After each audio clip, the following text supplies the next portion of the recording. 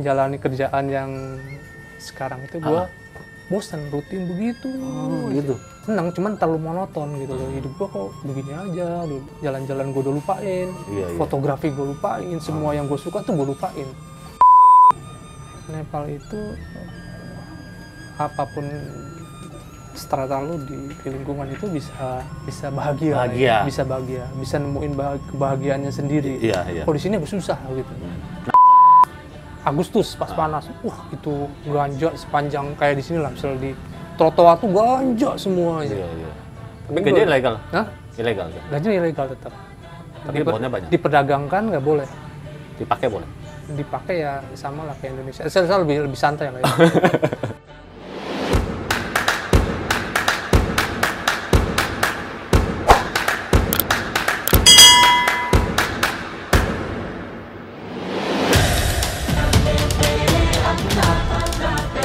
Oke teman-teman, sekarang gue lagi berada di Tamel, di tempatnya Om Suko gitu. Mungkin beberapa teman udah pernah ke Nepal, tapi ya gue juga banyak cerita ke dengerin cerita teman-teman yang sudah pernah ke sana. Hampir semua rata-rata ceritanya sama. Nah, gue ketemu satu profil yang memang keren banget kalau buat gue bilang sih, karena beliau ini bisa bercerita tentang Nepal itu secara detail, sampai pelosok-pelosoknya, kampung-kampungnya, bahkan nama-nama yang gue nggak pernah denger aja disebut gitu. Nah, bagaimana keseruannya? Sekarang gue berada di tempatnya Om Suko. Gimana Om Suko, kabar? Baik, sehat. Baik, sehat. Om, aduh, lumayan jauh juga gue kemari sebenarnya. Tapi memang gue dari kemarin, dari pertama kenal lu bang, itu gue tertarik bang sama lu bang. Kita ketemu di mana? Kenal di mana pertama? Ingat gak? Di Facebook. Oh, ya. Ini virtual berarti ya? Iya, virtual. Gue inget waktu gue posting tentang Nepal lah. Waktu itu gue upload foto tentang Himalaya. Terus lu komen tuh di bawah tentang Buddha itu. Tentang ini, apa namanya? Prayer wheel. Oh, iya. Ya, akhirnya gue bilang, terus gue liat klik profil lu, gue perhatiin tuh. Wah, ternyata ini orang Nepal nih, gue pikir kan. Nah, ternyata orang Indonesia yang tinggal di Nepal gitu. Iya. Om, gue mau sedikit tahu tentang lo nih. Jadi, latar belakang apa sih Om? Pendidikan. Pekerjaan. Pendidikan ya biasa, sarjana lokal lah ya. Iya. Terus sempat kerja di bank asing. 20 tahun lah. 20 tahun? Lumayan ya. Lumayan lah. Tapi memang udah senang adventure sebelumnya? Udah. Dari ya standar lah ya, anak-anak zaman dulu demennya ke gunung. Ke gunung ya? Hiburannya kan dulu nggak ada zaman dulu. Iya. Camping paling gitu ya. Gitu kan. Naik gunung. Ya udah mulainya tuh dari situ. Oh gitu. Terus setelah bekerja 20 tahun itu, tapi masih eksis tuh di naik gunung atau camping gitu, masih eksis apa enggak? Apa jarang-jarang? Kerja jarang, tapi masih. Masih. Tapi kan kalau naik gunung tuh udah beresiko ya kalau untuk orang kerja. Jadi lebih ke keliling-keliling Indonesia tuh. Explore Indonesia aja. Indonesia. Yang tempat-tempat nggak didatengin orang. Nah, kita datengin tuh. Dulu awalnya gini, googlingnya gampang. Tempat yang disukain bule, tapi orang Indonesia nggak kesana. Di Indonesia ya. Nah itu ternyata tempatnya tuh pasti eksotik tuh. Eksotik. Dan kalau kita kesana, beneran nggak ada orang Indonesia. Iya. Jadi kita kayak di luar negeri, padahal itu di Indonesia. Iya, karena bule semua ada yang datang gitu ya. Jadi kalau kita kesana tuh kayak kampung bule jadinya. Dulu tuh. Nah, dari berbagai tempat di Nusantara nih bang, yang menurut abang paling keren di mana bang? Yang wah ini mah keren banget nih kayaknya nih gitu. Ya memang semuanya keren ya, tapi atau ada satu nggak yang menurut lo, wah ini keren banget gitu, menurut pandangan lo? Nah itu bukan tempat turis, tapi keren banget. Jadi dulu saya pernah tuh ke daerah di Jawa Tengah sebetulnya. Jawa Tengah di kaki Gunung Slamet itu ada satu daerah. Daerahnya itu Jawa sebetulnya, cuman pola hidupnya itu seperti orang Papua. Ini ada rumah nih, gitu. rumah. Jadi kita misal dari itu kan Purwokerto ya. Dari Purwokerto itu naik lagi ke arah Banjarnegara. Dari Banjarnegara naik truk ke desa terakhir. Dari desa terakhir itu kita jalan lagi 2 hari. 2 hari jalan kaki? Jalan kaki. Nah di sana tuh ada apa ya, desa gitu ya. Desanya itu karena di tengah hutan di atas gunung, jadi kayak orang Irian gitu bentuknya, rumah. Oh iya. Terus ada bangunan besarnya intinya ya. Terus ada ininya, ada pagernya. Saya tanya ini pagernya buat apa? Supaya binatang buas nggak masuk. Bisa banyak dong binatang buas. Bayangin nggak di Jawa tuh masih begitu. Di Jawa ya, padahal ya di Jawa Tengah tuh ya. Nah masih begitu. Nah itu karena saking terpencilnya, orang pejabat nggak ada yang berani ke sana. Nggak bakalan mau aja.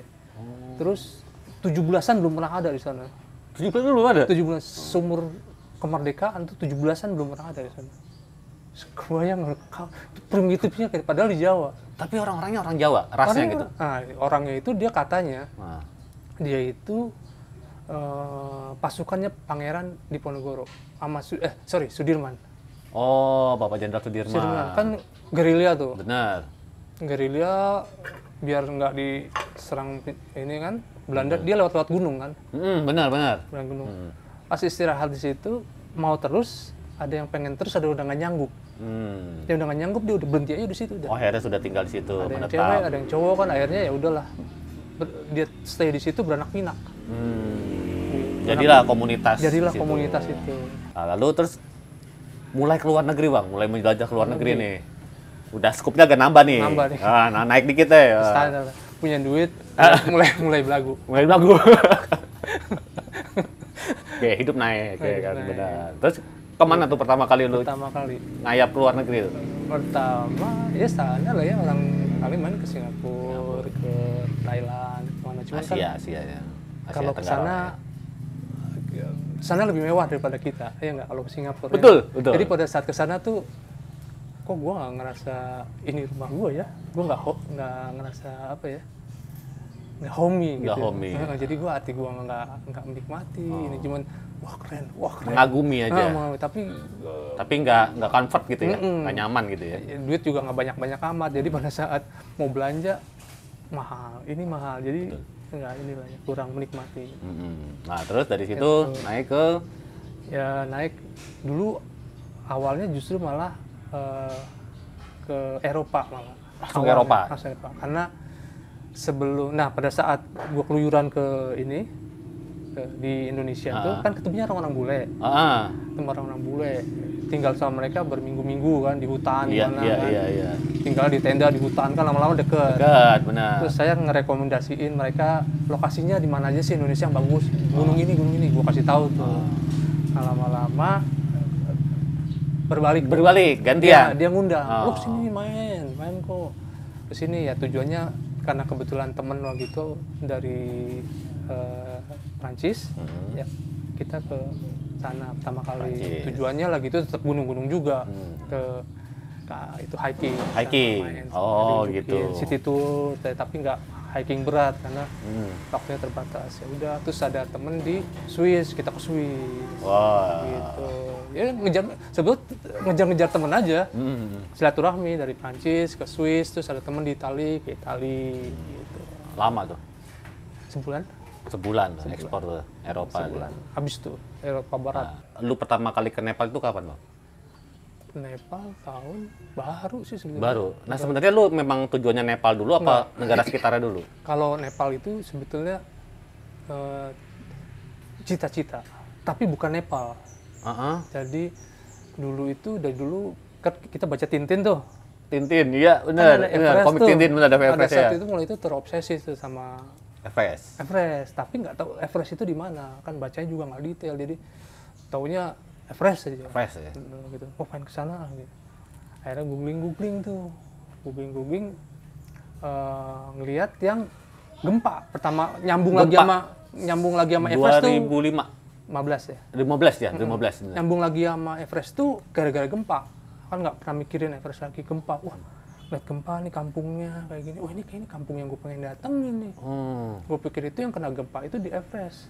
wilayah Everest. Oh, iya. Ternyata kan di Lantang yang Di parah Lantang, kan. benar. Yang ramai ke Lantang. Aku pengen ke situ, tinggal di situ dan gue nggak pengen balik lagi. Anjir. Sampai begitu lu punya pada saat pikiran itu. gitu ya. Karena jalani kerjaan yang di sekarang itu gue bosan rutin begitu. Gitu. Ya 20 tahun lah ya. Iya. Senang Jenuh lah sih. ya. Senang, cuman terlalu monoton gitu loh. Hidup gue kok begini aja, udah 20 tahun gue nggak kemana-mana gitu. Jalan-jalan gue udah lupain, Iya. fotografi gue lupain, semua yang gue suka tuh gue lupain. Di situ turning point gue loh, gue berhenti gue harus jalan-jalan. Walaupun gue belum berhenti kerja tuh waktu, cuman gue Masih kerja padahal tuh ya. masih punya waktu. Tapi gue waktunya lebih banyak pada saat itu di tempat posisi gue yang baru. Gue jalan-jalan lah ke Nepal, googling masuk grup backpacker tuh. Iya. Wah, ada yang cerita-cerita tentang Nepal nih. Gue pilih, wah nih kayaknya lumayan nih grupnya, gue intip aja. Udahlah, suatu saat gue kontak tuh ada cewek orang Indonesia. Oke. Dia mau ke Everest gitu kan sama teman-temannya. Dia bukan ke Everest sih, dia tuh ngorganize tour ke Nepal. Oke. Lebih tepatnya. Cuman gue nanya gimana caranya kalau ke sana bisa nggak sendiri, nggak pakai sendiri ngucluk lah. Iya. Nggak pakai Tanpa guide gitu ya, tanpa serpa, porter, karena waktu porter. gue itu tidak terbatas, sesuka-suka gue kapan naik kapan turun. Iya. Gitu. Kalau bayar guide pasti Ada schedule dan mahal. Benar, Kalau sebulan kan mabok juga bayar. Mabok, benar sebulan iya. Akhirnya Mereka trip rata-rata 15 hari lah ya. akhirnya gua Benar. tanya sama dia gitu. Udah ikut aja. Diajak join. Ikut turnya dia. Yalah, bolehlah gitu lah ya. Iya. Kan dia kasih gue informasi gitu kan tentang Nepal. Terus ya udah gue ikut turnya dia. Gue ikut tur city tour sama dia tuh keliling. Habis itu naiklah gue ke Everest. Itu gitu. dalam waktu yang sama apa lu balik lagi ke situ? Dalam waktu yang sama. Dalam waktu yang sama. Jadi gue city tour ikut dia dulu, habis Oke. itu hiking. Tapi tuh teman-teman yang itu tetap city tour masih di kota apa ikut hiking? Enggak, Indonesia Lu doang bubar. berarti yang Lu doang berarti yang hikingnya. Nah itu dia pas di atas ketemu lagi sama rombongan Indonesia lain. Oh. Gitu. Gitu. Akhirnya lu berapa hari tuh di? Sebentar ya, karena pertama itu nggak sampai ke atas. Itu gue bilang kadang-kadang niatan sampai ke atas, terus habis itu karena sesuatu dan kondisi lu harus memilih, lu harus stay apa lu harus terus gitu loh. Gitu. Padahal kalau ego gue pengennya terus ke puncak, tapi pada saat itu kondisinya ada salah satu teman gitu ya, teman baru kenal gitu. Ya teman di jalan lah ya. Sakit. Temen yang lainnya nih temennya dia bukan temen gue, ngucluk. Lanjut. Temennya ditinggal. Kalau masa gue tinggal juga, ya nggak? Iya. Ya udah gue milih Nemenin dia. gitu. Sampai pada akhirnya turun balik. Turun balik. Ya, karena waktunya lebih leluasa dari yang seharusnya, ya udah gue ngaprak aja. Nah, kan kalau naik kan 12 hari, gue setengah jalan, gue ngapain lagi ya, gitu ya? Ngaprak aja udah. Iya. Ngobrol sama orang, cerita-cerita gitu aja. Nah terus habis itu balik loh. Balik, terus kangen lagi balik lagi sana? Apa gimana? Sebetulnya gini, pada saat itu kan gue jenuh banget di Jakarta. Kerja begitu, pulang pergi Jakarta, sini ke Sudirman kan lumayan. Iya. Hidup begitu aja. Nah, satu sisi gila gue hidup begini amat, ya, mengeluh lah sama hidup gue. Nah pas di Nepal itu gimana ya gue bilangnya, dapat pencerahan lah, ada enlightenment lah di sana tuh. Apa tuh bang? Kalau di sini kan orang miskin sama orang kaya itu standar hidupnya kelihatan banget ya. Jomplang bener. Orang kaya mainnya di sini, orang miskin mainnya di sini. Orang kaya naik ini, orang miskin naik ini. Kalau di Nepal semuanya sama. Nah itu gue nggak tahu apa mereka miskin semua. Tapi begitu. Iya. Ya benar. Nggak kelihatan, benar nggak kelihatan. Bingung. Gue juga bingung juga tuh kalau itu. Jadi tempat mainnya sama, rumahnya sama, nongkrongnya sama. Tempatnya nongkrong. Nah hebatnya di Nepal itu kan gue kecewa nih sama kondisi di sini lah yang gue memang berada di lingkungan yang memang bukan tempat susah, tapi di kantor itu ya lumayan kehidupan. Tapi di sekitar gue nggak begitu gitu, jadi terlalu jomplang gitu di sini. Jadi gue tiap hari hati gue tuh kayak di switch, susah, seneng, susah, seneng, mewah miskin gitu. cetak gitu ya. Lama-lama ini menurut gue nggak benar nih hidup begini. Gitu ya. Menurut gue nggak benar hidup begini. Gitu. Jadi lu setinggi apapun posisi lu di Jakarta, tapi lu masih tetap lihat orang susah. Itu menurut gue kalau karena depan mata, Bang. Hati lu sensitif itu lu pasti ke inilah. Kesentuh lah. Kulik-kulik. Gitu. Lu nyetir gitu. Terus lampu merah? Lampu merah nggak begitu lah. Iya, pengemis. Kalau di Nepal sama. Gue bukan menghina ya, tapi enggak, memang begitu terlihat seperti miskin semua. Walaupun mungkin ada yang kaya, jalan kaki ada juga. Tapi sama. Memang apa namanya selaras gitu ya. Nongkrong sama, terus apa namanya ngantri nunggu mobil gitu ya, sama di halte gitu. Padahal nongkrong di pinggir jalan sama. Gue nggak tahu itu pegawai bang apa pengangguran, nongkrong di pinggir jalan sama. Kalau sore-sore tuh dia, nah itu kelemahannya Indonesia menurut gue. Ini gue mengkritik tapi bagusnya yang dikritik jangan sensitif. Tapi itu apa yang kita alami di luar negeri kan. Nepal itu negara nggak terlalu kaya kan. Nggak terlalu, bisa dibilang agak miskin lah ya. Tapi itu dia punya tempat kayak namanya Durbar Square, iya benar. Di setiap kecamatan apa distrik atau itu kan dia ada tuh ada Kathmandu Durbar Square, ada Patan Durbar Square, ada satu lagi Bhaktapur gitu kan. Yang kecil-kecil juga di Pokhara juga ada. Itu dia ada tempat di mana rakyat itu ngumpul. Nggak harus naik mobil, nggak harus bawa uang, nggak harus kaya, nggak harus miskin. Ngumpul udah aja. Jajan kayak sore-sore gitu ya, waktunya ya bukan sore malah ya, masih jam 4, jam 3, masih jam kerja udah pada nongkrong. Minum jajan cuman 150 rupiah atau 100 rupiah, beli masalati. Roti itu 100 rupiah. 50 rupiah itu udah 10.000 berarti. 10.000 ya. 10.000 doang, roti sama masalati dapat.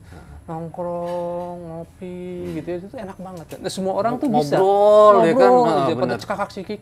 Dari mulai nenek-nenek, aki-aki sampai anak muda sampai bocah. Anak-anak. Kalau dilihat sih bukan orang-orang rakyat jelata lah ya gitu kan. Nah, itu yang di kita tuh kagak punya. Itu kita nggak ada tuh kayak gitu. Memang jomplang banget sih. Jomplang banget. Jadi orang istilahnya kalau orang Nepal itu apapun strata lu di lingkungan itu bisa bahagia. Bisa nemuin kebahagiaannya sendiri. Kalau di sini agak susah gitu. Nah, Bang, pertama kali lu menginjakkan kaki di Nepal nih. Pasti kan berbeda dong di Jakarta, metropolis. Sampai ke Tribhuvan. Nama rajanya tuh. Sampai Tribhuvan, kan langsung beda tuh. Bleng. Nah, lu ngerasainnya gimana tuh? Ke terminal ya. Pertama yang paling mencengangkan sampai Nepal itu mobilnya. Kalau kita mobil keren-keren tuh. Dia Suzuki Carry tuk-tuk tuh. Nepal Airlines. Gitu kan bandaranya kecil, mobilnya tua-tua. Mobil gue inget tuh pertama yang gue lihat Suzuki Carry. Suzuki Carry. Pas jemput ke bandaranya tuh. Buset, Suzuki Carry yang tulisan Nepal Airlines. Unik banget ya. Sampai ke bandaranya begitu ya. Iya. Nah, ketika lu masuk, gue sharing aja sih. Gue juga sama tuh waktu pas sampai ke Nepal itu yang pertama gua rasain ya. Itu kayak gua kembali ke tahun 70-an, Bang. Betul. Gitu. Iya. Kita balik lagi kayak time travel lah. Gua balik lagi gitu. Karena semua yang gua lihat itu klasik. Iya. Dari bangunan, mobil, terus sarana ya maaf ya trotoar ya. Pertokoan, jalanannya, debunya. Ya keren sih gitu. Maksudnya klasik banget nih gua. Di umur-umur segini ya kalau di Jakarta tahun 70 gua belum lahir gitu. Bahkan ya gua pernah ngelihat foto-foto di rumah gua ini Jatinegara tahun 70 kayak begini gitu lah. Nah, kurang lebih kayak gitu tuh. Nah, ketika gua di Nepal ketemu lagi. Foto ketemu nih gitu, Bang. Kira-kira begitu informasinya. Nah, terus ketika lu sudah di Nepal dan lu lama tuh, Bang, di Nepal, Bang. Maksudnya lu sampai stay berapa berhari apa namanya bulanan lah ya lu ya sana ya. Nah itu kehidupan lu bagaimana bang sana bang? Ya awal-awal sih beneran turis. Oh beneran turis. Awal beneran turis. Awal beneran turis. Terus lama-lama kenal sama teman-teman. Dari nongkrong gitu. Dari nongkrong. Di Durbar Square. Di Durbar Square. Di Durbar Square itu, waduh, banyak mafianya. Iya. Mafianya. Terus. Preman Nepal. Ya itu dari ya kalau jalan-jalan ke negara lain sih bagusnya begitu nongkrong. Di tempat orang lokal nongkrong. Lokal ya. Jangan di tempat turis terus. Iya. Gitu. Pertama lebih murah. Betul dong, pasti dong. Kedua pasti Dapat kenalan dapat baru. kenalan. Mungkin di situ ada link gitu ya. Besok-besoknya pasti ditraktir. Ya, Oh gitu gantian. Iya, pasti ditraktir. Terus Suruh nyobain makanan sana gitu kan. Gitu. Terus pas lu udah kenal nih sama teman-teman penduduk lokal lah.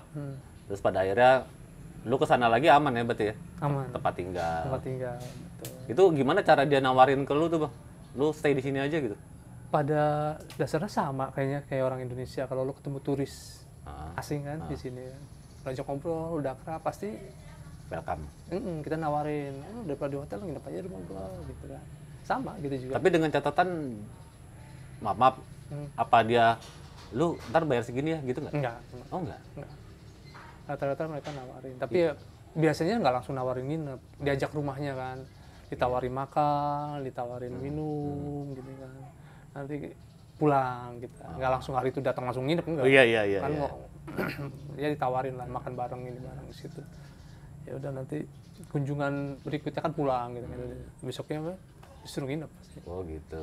Tapi memang welcome ya Harrison ya? Ramah gitu ya? Ramah gitu. Tapi mereka bahasa Inggris kan? Bahasa Inggris. Tapi kadang-kadang kan juga kalau ngobrol sama kamsi kan bahasa lokal tuh. Nah, kalau nyela kita kayaknya pakai bahasa lokal. Kayak kita ngomongin bule ya, iya kan? Kalau mereka sih mereka dari SD memang ini Inggris sih. Ya. Ada boarding schoolnya itu memang dia Inggris. Iya. Jadi dipersiapkan untuk melayani turis atau dia kerja di luar negeri. Kayaknya mereka udah disiapin ya. Udah tujuannya udah jelas gitu. Gitu. Begitu. Makanya jadi speaking Inggrisnya bagus. Sampai ke kampung-kampung tuh mereka jago-jago bahasa Inggrisnya. Walaupun pendidikannya, kurikulumnya nggak banyak. Iya. Jadi karena gue waktu pas di Baktapur juga sama tuh. Gue beli rokok di situ. Gue beli rokok yang layanin anak. Ya SD lah sekitar kelas 3 kelas 4 gitu ya. Gua ngomong bahasa Inggris, wah ternyata dia jago banget, lancaran dia gitu kan. Gila. Terus gue tanya emang di sini bahasa Inggris dari usia berapa gitu? Ternyata dari SD gitu. Dari SD. Oh, pantesan anak-anak usia segitu aja mereka ketika berhadapan dengan turis mereka sudah lancar dengan bahasa Inggris. Gitu. Nah, Bang, terus pernah nggak lu ngalamin sesuatu yang tidak enakan di Nepal, Bang? Momen-momen apa gitu, Bang? Tidak enakan sebetulnya secara umum orang sana baik sih. Umum gitu. baik ya? Orangnya baik, ramah gitu ya. Dia nggak ofensif. Nggak ofensif? Cenderung pemalu ya. Awalnya kalau udah akrab sih ya biasa, tapi awalnya tuh cenderung pemalu. Dia nggak misalnya nawarin barang nggak yang kayak dari yang ekstrim kan, gitu ya, hard selling gitu ya. Dikejar-kejar gitu nggak gitu. Orangnya juga ya tongkrongan preman ada. Tapi sama orang ya. Tapi kalau misalkan preman ya, preman lokal terus ketemu turis, perlakuan preman itu terhadap turis bagaimana, Bang?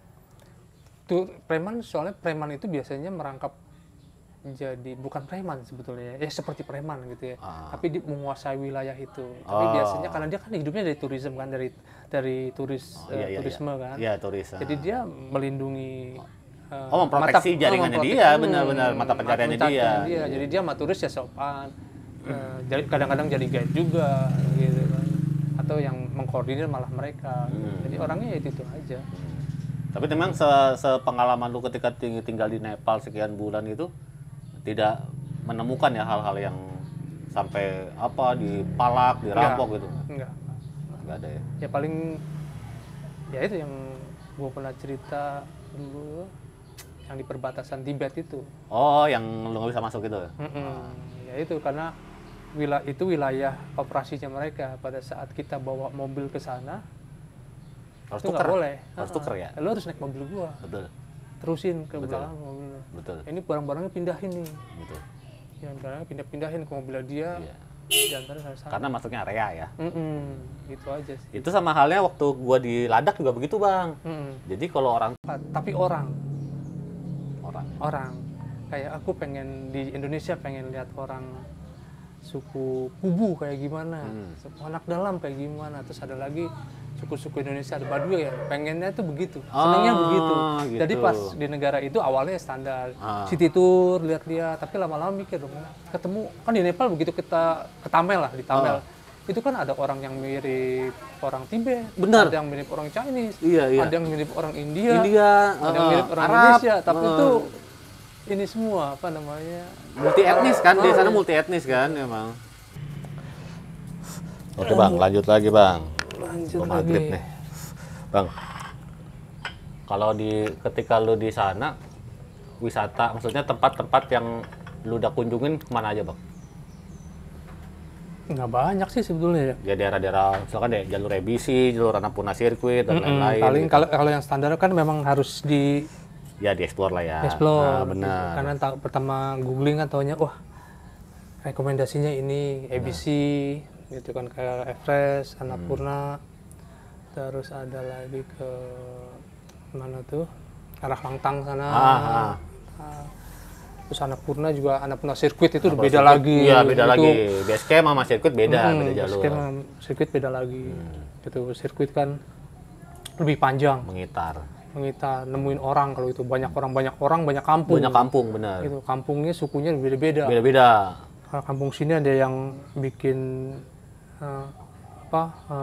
brandy, ya kan, minuman keras itu kan, dari apel gitu kan. Dari apel ya benar. Marpa brandy, ada yang bagian bawah lagi ada yang bikin minuman khas Nepal tuh, minuman keras khas Nepal, traksi, yang dari barley gitu. Jadi setiap satu putaran Annapurna Sirkuit itu yang dilihat banyak. Tuh.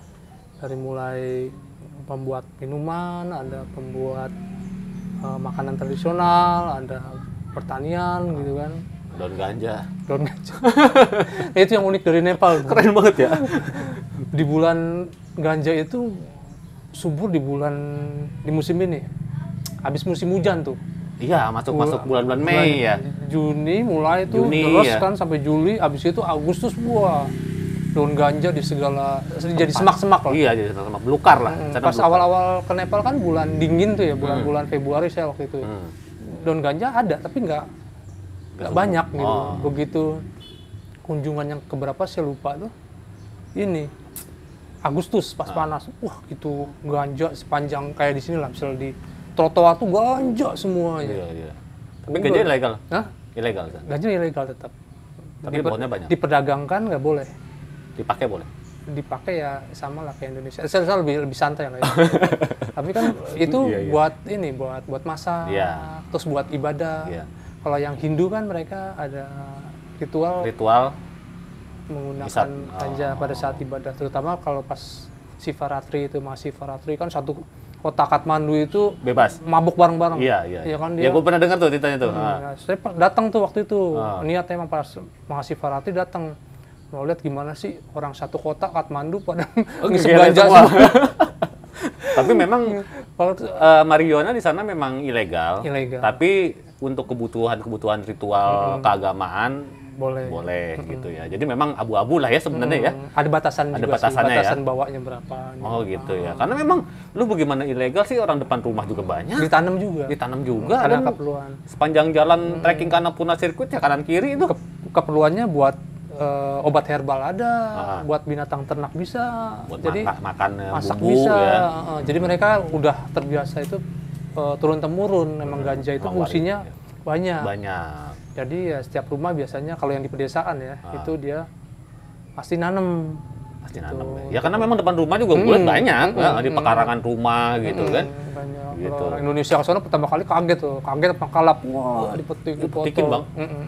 Dipetikin aja, senang aja gitu. Betul. Artinya kita nggak bawa pulang, tetap kita senang metik. Itu kan sensasi ya, sensasi aja metik. Habis itu ya udah buang. Karena kita memang juga kita tahu itu ilegal kan. Gitu. Cuma memang pas gua waktu itu juga pas sampai bandara, gua deg-degan juga Bang. Takutnya ada yang nyangkut. Betul. Bener nggak? Itu bahaya itu. Bahaya kan. kita iseng main-mainan, tau-taunya nyangkut sampai ke Jakarta ke bawah, dicek kan? Masih daun lah, atau masih bunganya gitu, ngeri juga gitu. Saya nggak pernah berani tuh ngantongin gituan di ganja di kantong lah ya. Tas lah ya pokoknya dia. Takutnya itu lupa gitu, iya. Terselip gitu ya. Iya. Ya mungkin juga ini jadi masukan nih buat teman-teman yang kalau ke sana ya memang itu ada, cuma jangan coba-coba atau sekali metik terus kita taruh simpen buat lucu-lucuan lah buat gitu kan. Ntar ketika sampai Jakarta justru jadi masalah di sini gitu. Oke, Bang. Dari Kathmandu terus geser dikit ke Pokhara, Bang. Pokhara itu kan kota asik buat ya.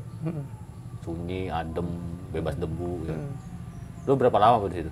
Itu perbandingannya Jakarta sama Bogor. Iya. Kalau ke sana pikirannya Kathmandu itu Jakarta, Pokhara itu Bogor. Karena udah beda banget tuh, suasananya beda banget tuh. Adem, rapi, nggak ada debu, nggak macet. Terus nggak ada macet. Ada gunung, dekat gunung lah ya. Danau lagi. Dekat gunung, dekat gunung danau benar. Iya. Jadi perbandingan itu selalu itu. Sana memang lebih santai. Kalau Kathmandu kan kota besar, hidup pikuk, crowded lah. banyak debu, udah, aduh kacau udah. Nah kalau di sana lebih ke Pokhara kan lebih ada danau, jalan-jalannya di tepi danau, gitu kan. Banyak orang ngumpulnya itu memang sore-sore di danau itu. Di lakeside situ ya. Di lakeside itu. Banyak kafe-kafe gitu. Jalan-jalan sore yang punya duit ya di kafe, yang nggak punya duit ya di pinggir danau aja beli jagung. Iya beli jagung bener. Itu biasanya main bebek-bebekan itu. Biasanya saya main yang di itu aja di pinggir danau, jagung. Jagung bakar tuh, yang bakar. Terus masalati udah itu aja. Terus Bang, kalau menurut lu pas karena kalau di bawah kota itu kan masuknya kategorinya sukunya itu kan lebih varian ya, lebih multi etnis lah. Cuma ketika ke atas lagi kan didominasi dengan suku-suku Mongol ya, kayak Chinese begitu ya, gitu. Nah, kalau menurut lu perbandingannya bagaimana Bang? Ketika lu di bawah dengan hidup yang seperti ini, terus naik ketinggian sekian berganti suku itu sifat suku itu bagaimana Bang? Menyambut tamu apa bagaimana gitu? Perlakuannya terhadap turis itu. Setiap wilayah sukunya beda-beda ya. Iya. Bedanya beda. Kalau ada di sana yang populer kan, yang terbesar ada kalau di Kathmandu itu orang Newar. Newar itu suku aslinya Kathmandu. Newar ya. Newar ya. Yang orangnya mirip-mirip Indonesia lah. Melayu banget lah ya. Newar. Terus kalau agak ke atas sebelah ke arah Tibet, itu orangnya orang Sino-Tibetan. Sino-Tibetan. Agamanya biasanya? Agamanya Buddha. Buddha Tibetan Buddhism. Oh, gitu. Tibetan Buddhism. Dari sana tuh kita bakal ngeliat lambang kayak Eternal Knot. Yang segi gitu kan. Persegi, lambangnya itu Eternal Knot itu ketemu. Terus ada Freya Wheel seperti yang gini, yang Om Mani Padme Hum. Iya. Kalau nggak diginiin ya diputer-puter kayak mainan bocah gitu kan. Pertama ngeliat juga aneh juga nih, orang ngapain kayak kakek mainan bocah gitu. Itu ternyata lagi doa. Benar. Om Mani Padme Hum gitu kan. Om Mani Padme Hum gitu. Nah, itu. Jadi memang kalau ke atas sudah Buddhis ya. Buddhis.